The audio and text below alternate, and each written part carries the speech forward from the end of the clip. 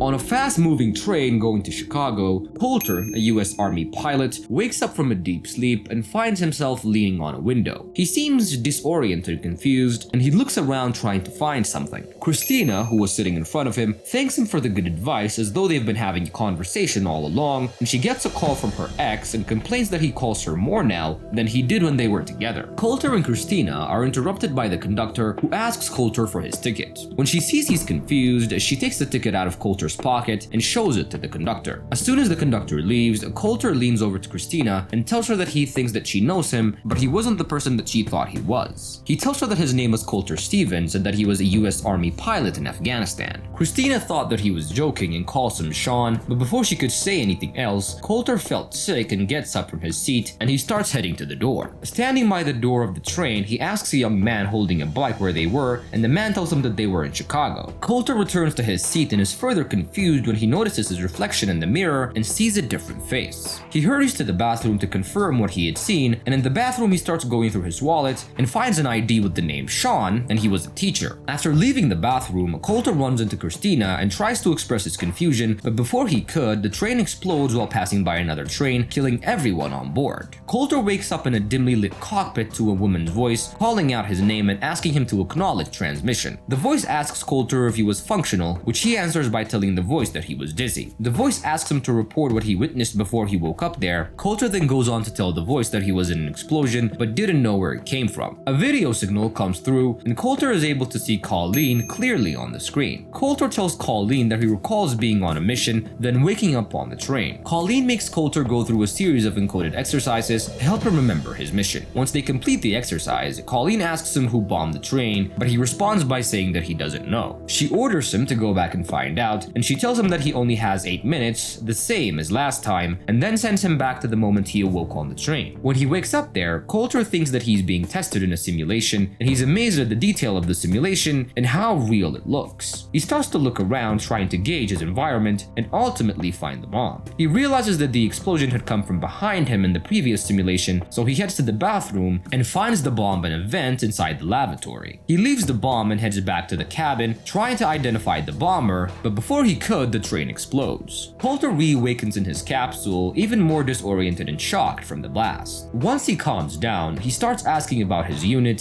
saying that he'd been flying in Afghanistan just yesterday. But then Colleen shocks him by telling him that he'd been with them for the past 2 months. Coulter demands to be briefed about the mission, so Colleen tells him that the train explosion actually happened and that it was merely the first attack of a suspected series. Although confused, Coulter tells her where he found the bomb and explains to her that it was a cell phone detonator. Colleen is sure that the bomber had been watching because the explosion was meant to take out the other passing train next to them. She tells him to identify the bomber by looking for someone that seems quiet and withdrawn, and Coulter is sent back yet again 8 minutes before the explosion to identify the bomber. This time, he makes sure to vet the people in the cabin, especially the ones coming out of the bathroom. Coulter convinces Christina to leave the train by kissing her and telling her that he feels like something bad was going to happen. He then confronts a man that he thinks is the suspect, but the train still explodes, proving that he didn't catch the right guy. While struggling with his suspect, Coulter falls onto the tracks and is killed by a passing train. When Coulter awakens in a manufacturing capsule, he's unable to communicate with Colleen. He tries to open the capsule by breaking through the glass on top, but he realizes that it's impenetrable. Out of options and almost freezing, he tries to hotwire the machine, which sends power back into the capsule. Once he gets communications up and running, he informs Dr. Rutledge, the commander of the mission, that he can't be able to find the bomber, but he was able to save a woman called Christina. Dr. Rutledge tells him that she was only saved inside the source code. Rutledge explains that the source code is an experimental machine that reconstructs the past using the dead passengers' residual collective memories of 8 minutes before their deaths. Therefore, the only thing that matters is finding the bomber to prevent the upcoming second attack in Chicago. Wait, hold on. Did you subscribe to our channel? Come on guys, you're here, you're watching the video. Help us out by hitting the subscribe button, as it really helps out me and my team to make more videos for you guys. And now, let's get back to the recap. On his second rerun, Coulter heads to the conductor's cabin and finds the gun exactly where Colleen said it would be. Before he can get it out of the cabin, he is tased by one of the conductors and falls and hits his head. He wakes up with a bruised head and chained to one of the poles, and Christina tells him that he needs to go to the hospital, but Coulter tells her that he only has a minute in the source code. In the capsule, Coulter Coulter demands to contact his father, and Colleen assures him that she would try to do that, and Coulter asks Colleen how his performance was and what her experience was like in the source code. She confesses that she was never in the source code because she can't be a viable candidate, and tells him that the specifications are extremely narrow. Colleen deduces that the bomber must have had a bag or a briefcase with them to plant the bomb, and tells Coulter to try to focus on that.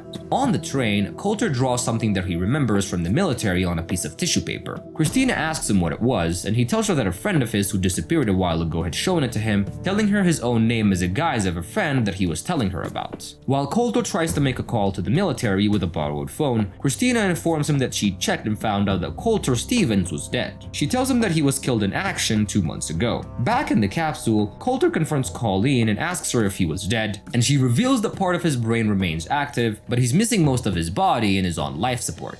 The capsule and his healthy body were just manifestations made by his mind to make sense of the environment. Dr. Rutledge informs an angry Coulter that he could not deviate from the mission even to investigate what happened to him. He tells Coulter that he was only a hand on a clock to be set in motion and acquire information. Coulter was sure that what they were doing to him was illegal, but Rutledge assures him that it was sanctioned by the military. Rutledge makes a point that many soldiers would prefer his state than death, but Coulter adamantly disagrees, saying that one death was enough. When he saw that he couldn't change Coulter's mind, the doctor negotiates the identity of the bomber for Coulter's final rest and would terminate his services. Coulter agrees and is sent back into the source code, and Rutledge forces Coulter to endure numerous tries without any rest, sending him back over and over again. This really exhausts his mind, and when Coulter reaches his breaking point, the doctor manipulates him into returning by telling him that he's a hero and that saving people is what he does, and makes him listen to his father's voice as he talks about him. Invigorated by his father's kind words, he asks to be sent back inside, and in the train, Coulter detaches the phone that was attached to the bomb and calls the last number. When the caller picks up, he tells the person on the other line that he knows that it's them, and when he walks into the cabin, he sees a man speaking on the phone and suddenly apprehends him with a gun. The frightened man assures Coulter that he doesn't know what he's talking about, and to dial the number to prove that it wasn't him. When he makes a call, a phone starts to ring in the hands of a man that was leaving the train. A young man was hurrying toward him and gave him a wallet that he had dropped, and realizing that he must have caught the bomber, Coulter follows the man who drops his wallet in another cabin and walks away. He picks up the discarded wallet and goes through it, finding the ID of the potential bomber. He is then forced to jump out of the moving train and follows the man who he now knew as Derek Frost. He finds Derek by a white van and confronts him with the phone, which Derek says was not his, and Coulter shows him the wallet that he dropped on the train so that people would think that he died in the explosion. And curious as to how the man knew so much, Derek opens his van and shows him the dirty bomb that he built. The bomber is pretty proud of his creation and tells Coulter that not many people can do such a thing. Coulter tries to investigate the bomber, but is distracted by Christina's call and gets shot, and Derek follows the scared Christina and shoots her in the back.